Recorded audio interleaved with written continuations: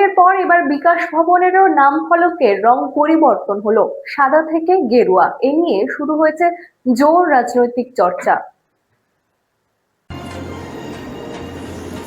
সরকার পরিবর্তনের পরে রাজ্যে অনেক পরিবর্তনই লক্ষ্য করা যাচ্ছে। কিছুদিন আগে নবান্ন সভাঘরের রং পরিবর্তন করা হয়েছিল, তারপরে নবান্নের নীল রঙের ফলকের রং পরিবর্তন হয়েছে। কয়েকদিন আগে নীল রং সরে গিয়ে সেখানে জায়গা পেয়েছে গেরুয়া রং। বহু দূর থেকে চোখে পড়ছে নবান্নের নাম। এবার আরও এক সরকারি ভবনের নামের রং পরিবর্তন হলো। বৃহস্পতিবার বিকাশ ভবনের নামে রং বদলে গেল। সাদা রং দিয়ে লেখা বিকাশ ভবনের নামের ফলক সরিয়ে এবার গেরুয়া রং দিয়ে লেখা হলো নাম। 15 বছরের শাসনকালে বিকাশ ভবনের 5 তলায় যে সাদা রঙের বিকাশ ভবন লেখা নাম ফলকটি রয়েছে সেটিকে বদলে ফেলা হলো।